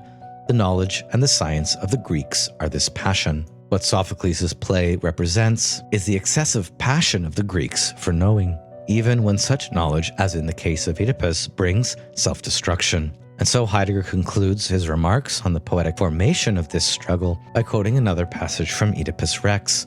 And this passage is not just any passage, but the last choral ode, beginning at lines 1180, just after Oedipus has found out who he is, his moment of anagnoresis. Heidegger cites it out of context, so let's read the whole of the choral ode in Constantine's Hölderlin. "O broods of mortal men, how like and as nothing I count your lives, For whoever, any man who carries more of happiness further than it seem he might, he lives in seeming, and he falls away. Now I have your example and your unlucky daimon. I call no one of mortal men happy. Over the measure you had hit it, and won wealth of good fortune through and through. O Zeus, and her with the crooked nails, the prophesying virgin, you undid her, upstanding like a tower among my country's deaths, on which account you were called my king, and honored highest in great Thebes ruling. But where do we hear now of a man wearier in changes of life, dwelling in travail, wild with pains? O Oedipus, O lofty head, you had matrimonial harbour large enough a son to go in with the father. However could the father's tracks, so you unhappy man mutely fetch you hither? Unwilling, time found you out, who sees all things and set up the marriage that was not a marriage, because it coupled with itself. O child of Laius, would I had never seen you, who am howling now, who once exulted from the mouth. The truth is that I had my waking breath from you, and lulled my eyes to sleep. This very idiosyncratic translation of the last strophe also informs Heidegger's reading of the first. A marriage that is not a marriage because it couples with itself, son following the father's tracks or rutting where his father did, is almost here an image of the Ouroboros, a muteness that silences or haunts speech, the horror of Oedipus's very being. The same Oedipus who once, in solving the Sphinx's riddle, was exultant from the mouth. Words like flowers leaping alive, which in Hölderlin allude to the Dionysian origin of pure poetry, and the secret speech of Dionysus that he places into his translation of the last choral ode in the Antigone. Once exultant from the mouth, the chorus had its waking breath from Oedipus, which lulled its eyes to sleep, not seeing the horror of Oedipus's very being. Heidegger, for his part, focuses only on the bold lines in the first choral stasimon. For Heidegger, the chorus refers to the eudaimonias of Oedipus, happiness or a prosperous good fortune, or a controlled and fitting existence. This acknowledges Oedipus as an apparently Apollonian hero, but since his coronation over Thebes, the glory of his rule has been a seeming, and thus a veering inexorably towards an enklesis, a declining or a falling over, called by Apollo to the city's gatherings, the holiday festivities, and to the peak of marriage with Jocasta. Oedipus must now discover that all his happiness has come to nothing, become appearance, madness, fate. And from these lines, Heidegger returns to the beginning of Oedipus Rex, where Oedipus inclines towards his own decline, unknowing with a thirst to know more than he can bear or comprehend. What Sophocles' drama dramatizes for Heidegger is above all the struggle of being versus seeming. To try to make a bit more sense of Heidegger's Oedipus, let's turn finally to an article by Philippe Lacoue-Labarthe, Oedipus as Figure. Lacoue-Labarthe sets out from the claim that Western subjectivity models itself on two figures, one basically Marxian and the other basically Freudian. The first figure is the worker as the subject of production. The second figure of the modern subject is more mythological. You guessed it, Oedipus, as the subject of desire and of modern desire from philosophy to psychoanalysis. These figures of the desiring subject and the working subject are often interchangeable. Quote, the fact that desire, like production, is consumed may mean that desire itself is a form of production or energy. Certainly, there is an ongoing antagonism between desiring humanity and working humanity. Where is the desiring subject and the working subject in harmony, and where are they in conflict in modern life? According to Lacoue-Labarthe, we must learn to deconstruct both the figure of the worker and the figure of desire. And Oedipus can help us do this, or so he promises. While the figure of the worker has been abundantly explored, no such deconstruction of the figure of Oedipus has been attempted. It is usually ignored as a figure and viewed solely as a structure. The deconstruction of the Oedipal structure was and is still necessary. Clearly, Lacoue-Labarthe did not read Goux. It does seem that in his dialectic between the working subject and the desiring subject, he has Deleuze and Guattari's Anti-Oedipus in mind. For it is in this book that the Oedipal configuration of modern psychoanalysis and the Oedipus complex is most deconstructed in the name of a fusion of working and desiring, of the productive subject as the desiring subject. This is a world away from Goux' almost complete bracketing of the figure of the worker. Everything here hinges, for Lacoue-Labarthe, on how we understand Oedipus as a figure, or what Deleuze and Guattari would call a conceptual personae. We next hear a rehearsal familiar from our reading of Goux about how Freud delineated the Oedipus myth and transformed it into a concept and a structure, the Oedipus complex as the emblem of psychoanalysis. A figure necessarily has an ontological status in the metaphysical sense of that term. The fact that Oedipus is a figure is none of Freud's doing, or not just Freud's doing. It is the result of an ontology that pre-exists Freud, and that may also provide a support for what he always described as the fortuitous outcome of pure research. What predisposed Oedipus to take on the status of a figure for Western philosophy? What authorized Freud's gesture? Seeming to concur with Goux in much clearer language, Oedipus was a figure in philosophy and the figure of philosophy. There appears to be, in other words, a philosophical prehistory of the figure of Oedipus, the philosophical hero par excellence, or the man in whose destiny all the inner meanings of the West's spiritual quest come together in a symbolic sense. Truth to tell, however, he goes on, this occurred before the sudden rise of psychoanalysis. Oedipus, or the name Oedipus, entered into philosophy somewhat late in the day.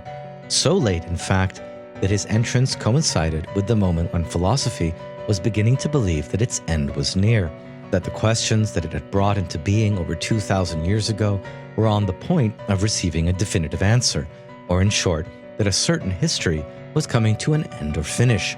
The program of philosophy had been completed. And that is why Oedipus, who, for the Greeks themselves, at the inaugural moment of our history, was the incarnation of the archaic, which is exactly what Goux' book explores, we might add, and referred to the darkest realms of a prehistory, became, in reality, when philosophy finally appropriated him, a figure of the end and of the completion of philosophy.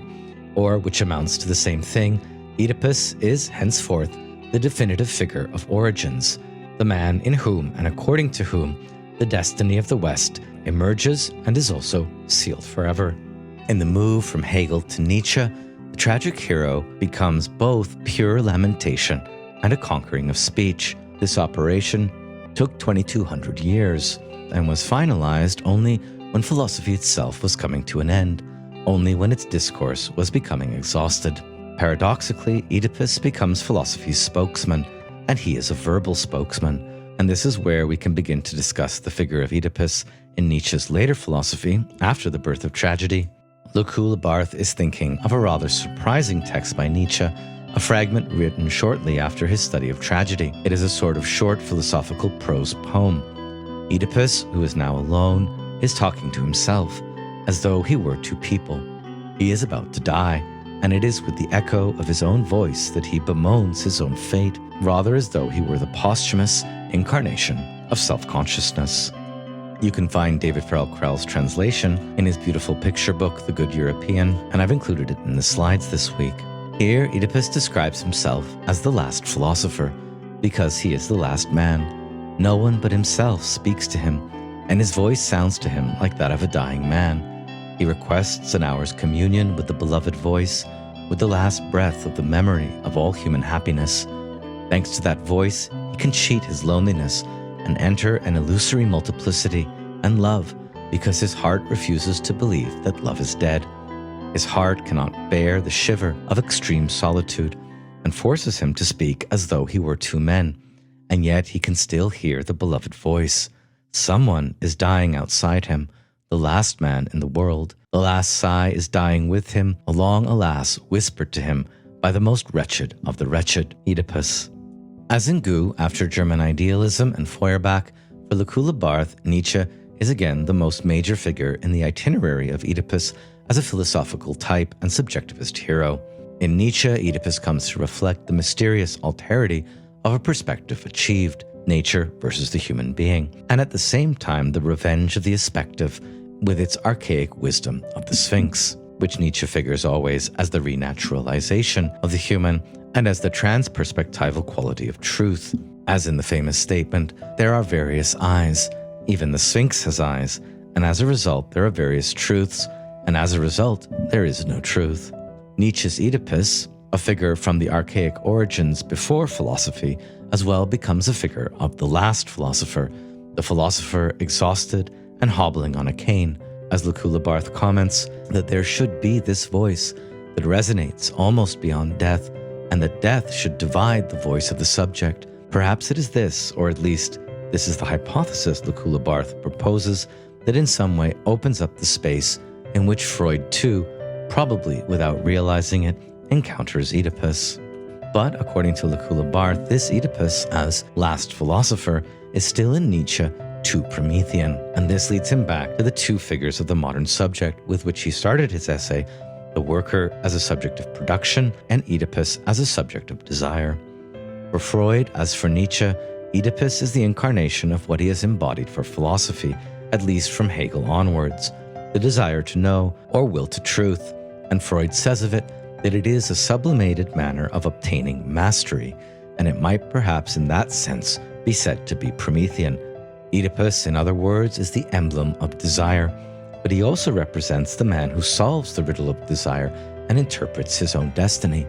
Lacoue-Labarthe concludes his essay allusively by noting that the history of Oedipus as figure is a play unfinished, finding in Freud the figure of Oedipus both as the Promethean worker and as the occult secret of human desire in its freedom post-Kant, and declaring the subject as desire to be victorious over the subject as worker.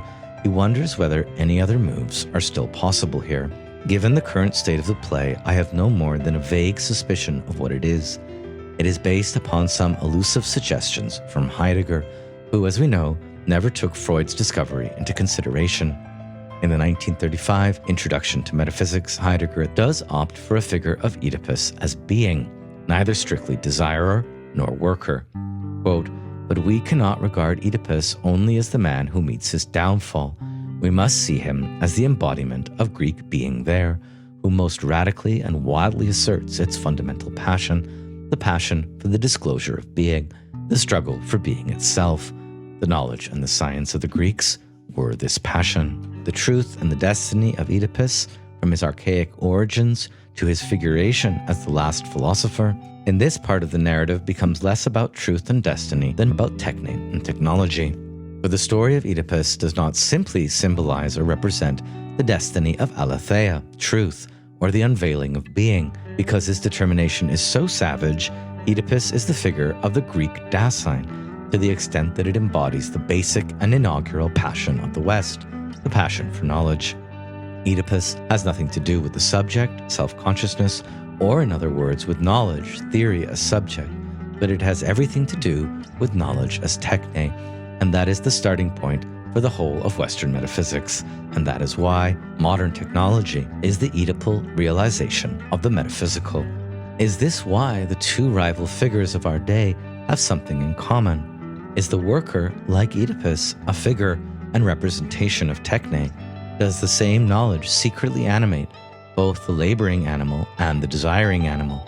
And does it run through both the political economy and the libidinal economy? What remains to be interrogated in the figure of Oedipus for Lacoue-Labarthe is simply his limp, or limping along through our cultural consciousness and history, always at various thresholds, perpetually liminal and at the limit. To conclude, it remains then for us to ask what knowledge might mean from now on, and to ask what the name Oedipus might mean. Perhaps one day we will understand that a certain desire for knowledge, or the desire of a certain knowledge, definitely has something to do with the curious limp that has affected the Western gate ever since the Greeks.